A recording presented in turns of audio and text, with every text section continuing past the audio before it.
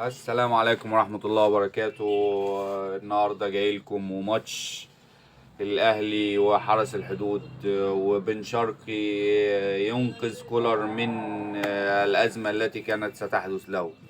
بن شرقي، بين قلبي، بين حبي، بين كل حاجة. بصراحة بن شرقي بسم الله ما شاء الله، ربنا يحميك يا ابني ويحرسك ويكفيك شر الإصابات. بن شرقي حاجة جميلة. بن شرقي بيعمل كل حاجة في الكورة، والأهلي ناقصه يا جدعان. الأهلي النهار يعني أنا كرأيي التي لا قيمة له، أنا بشوف إن الأهلي ناقصه لعيب رقم 10. لعيب رقم 10 جالك وأنت مش عارف تستخدمه بما يرضي الله. يعني الأهلي يا سلام يا سلام لو الأهلي يلاعب بن شرقي لعيب رقم 10 و وإمام عاشور يلعب تحت منه 8، هتشوف خط وسط تاني مختلف.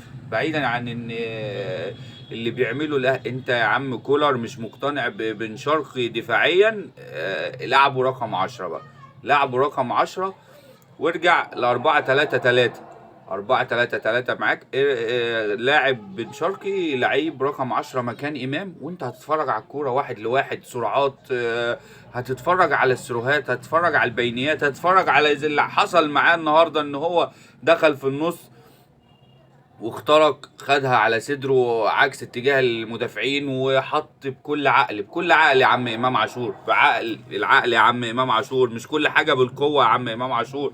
امام عاشور على راسي، بس انت النهارده لو الاهلي شايط 12 كوره ولا 15 كوره، انت شايط منهم 10 يا عم امام. شايط منهم 10، 7 في السماء وثلاثه في المدافعين. بص لزمايلك، ابوس على ايدك بص لزمايلك اللي بتعمله حلو ومجهود جبار، بس نفسي تفيد بيه زمايلك مش الناس. يعني مش ان انت كل الكور هتبقى شوط، اول ما تستلم تفكر في الشوط.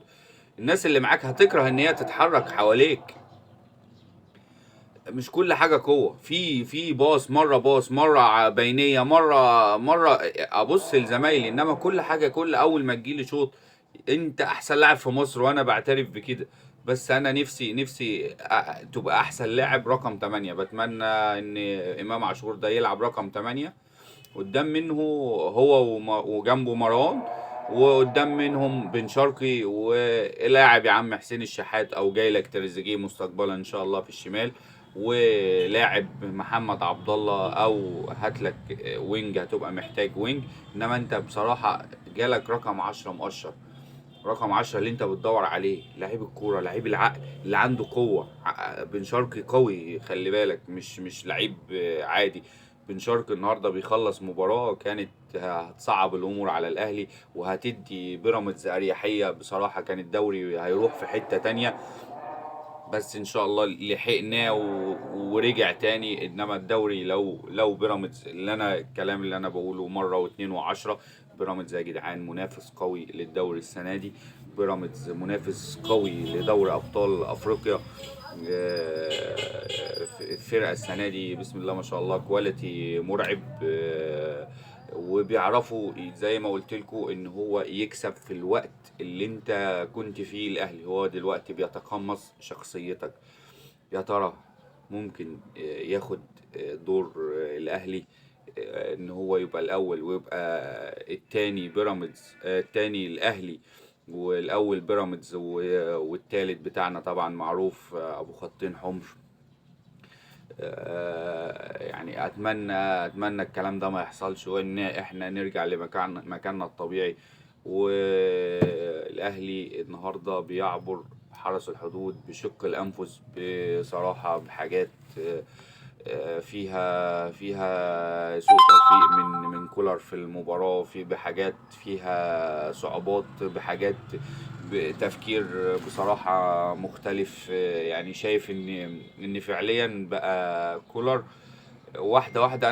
انا مقتنع بكولر بصراحة كمدرب، بس في حاجات، لا في سلبيات كتير، في سلبيات دلوقتي بدأت تظهر. ان هو تحس ان هو ما بقاش في جديد، ما فيش فيه ابتكار. نفسي يعني انا نفسي كولر يستمر لغايه اخر الموسم، بس بطريقه يعني تليق بالنادي الاهلي. انما اللي بيلعب ده مش النادي الاهلي، اللي بيلعب ده مش الاهلي اللي احنا شايفينه ولا عارفينه.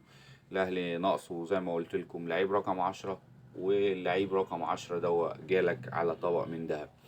لعبه ولاعب مع اي حد تاني حواليه، هو هيخدمهم وهيخدم عليهم. والسلام عليكم ورحمة الله وبركاته، واتمنى الفيديو يكون عجبكم، وان شاء الله الى اللقاء مع فيديو جديد باذن الله من كرة مع ابو جبل.